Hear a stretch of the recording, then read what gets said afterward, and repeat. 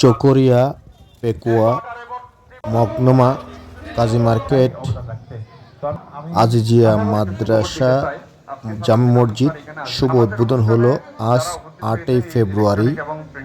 মসজিদ শুভ উদ্বোধন করেন সাবেক যোগাযোগ প্রতিমন্ত্রী ও স্থায়ী কমিটির সদস্য বাংলাদেশ জাতীয়তাবাদী দল বিএনপির আলহাজ সালাউদ্দিন আহমদ। ওই সময় বক্তৃতা রাখেন। সেই জন্য আমি একদিনের জন্য আজকে কালকে সকালে চলে যেতে হবে।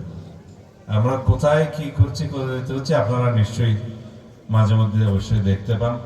রাষ্ট্রকে একটা জায়গায় নিয়ে এসে দাঁড়া করাতে হবে, যেই জায়গায় মানুষ তার গণতান্ত্রিক সকল অধিকার ফিরে পেতে পারে।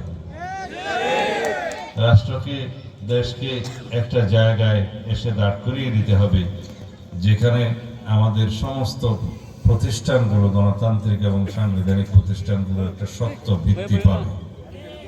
এমন একটা জায়গায় সার্বভৌম সংসদের প্রতিষ্ঠা করতে হবে যেখানে গণমানুষের কথা নির্ভয়ে জনপ্রতিনিধিরা বলবে, এবং যেই জায়গায় আমাদের স্বাধীনতা, সার্বভৌমত্ব নিশ্চিত রাখার আলোচনা হবে, যে জায়গায় আমাদের প্রতিনিধিরা বাংলাদেশের এই ভূখণ্ডকে যেন আর কখনো করজ্জার্য না হতে হয় সেই জন্য ভূমিকা রাখতে পারে। যে জন্য আমরা সংগ্রাম করে যাচ্ছি, এখনো আন্দোলন করে যাচ্ছি, এখনো আমরা অবিরাম আন্দোলনের মধ্যে আছি। কেন?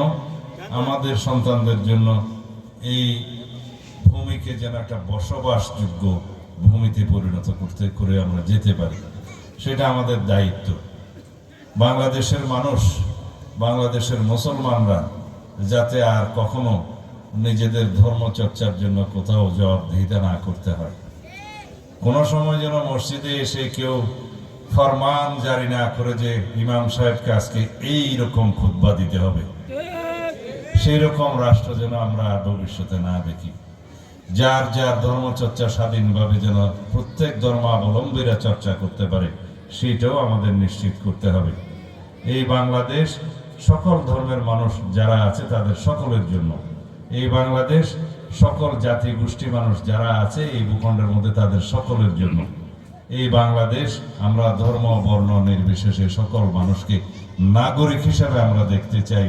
সাংবিধানিকভাবে আমরা যেন সবাই বাংলাদেশের নাগরিক হই, সিটিজেন হই, যেন এখানে কেউ সংখ্যাগুরু সংখ্যালঘু না হই, সেদিকে আমাদের দৃষ্টি রাখতে হবে।